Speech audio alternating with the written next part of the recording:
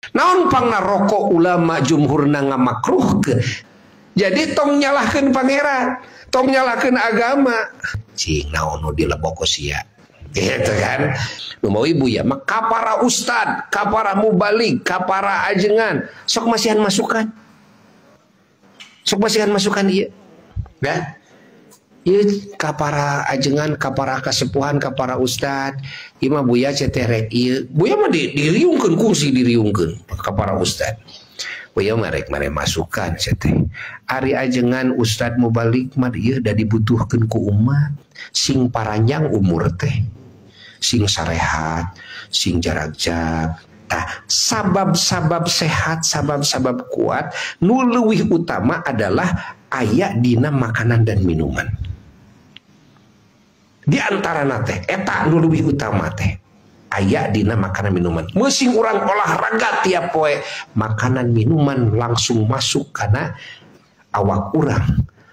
Tuh, bercampur dina darah urang. Tuh, asup kana ginjal, asup kana jantung, asup kana paru-paru, sadayana itu sadayana ieu dina tubuh urang. Di mana ieu geus aya kimiaan. Pasti bakal ngaruksak eta. Alat-alat pendeteksi, alat-alat penyaring sadayana jadi rusak dalam waktu singkat. Pada akhirnya seueur ayeuna para ustad-ustad nu teu darama ngora-ngora. Para ustad-ustad mubalik nu kena itu kena iya dan sebagainya, nu pupus geus teu ka itu. Kada eta mah takdir, tapi tingali ku urang faktor penyebabna naon. Seueur faktor penyebab tina jorok tuangan. Padahal lamun diukur ku hukum syara, cek usul fikih, sakur perkara anu bisa ngamadaratkeun ya secara langsung maka hukumna haram. Lamun ngamadaratkeun dalam waktu lama hukumna makruh. Urang makan minum tuh kan heuk bakal ngaruksak ka urang najan teu langsung tetap makruh. Anak itu umat Islam ayeuna sapopoe sapeuting nu di daharna wae hukumna jadi makruh. Naon sabab? Sabab didinya aya kimiaan. Naon sabab? Sabab kimia ngakibatkeun kana karuksakan. Teh. Naon pangna rokok ulama jumhurna ngamakruh ke?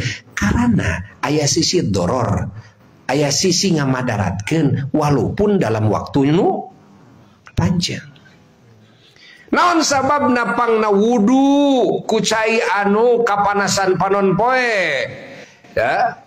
Eta hukumna makruh dan dina wadah anu kapanasan anu bisa ngaluarkeun tai hiang kan tai peureuh. Tah naon pangna makruh? Karena dina ilmu kedokteran eta cai lamun mineng dipake kena kana kulit lambat laun bakal rusak walaupun teu waktu harita. Teu naon sababna pangna wudu ku cai anu panas teuing jeung tiis teuing eta makruh?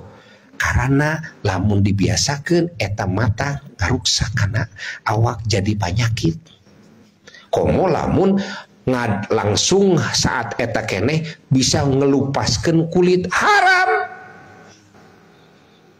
Masya Allah.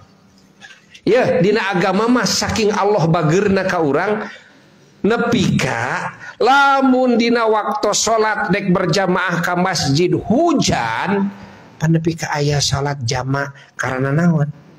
Karena hujan. Bayangkeun saking naon bisi garing gitu kan. Tuh nyaahna Allah ka urang. Jadi tong nyalahkeun pangeran, tong nyalahkeun agama. Salahkeun diri urang mun urang geringan loba panyakit cing naon nu dileboko sia. Gitu kan, cing naon nudu inum ku sia naon gitu kan. Da teu cukup ku olahraga wungkul, istirahat mah saya cukup.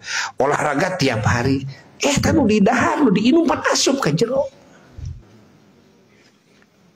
Kartos teu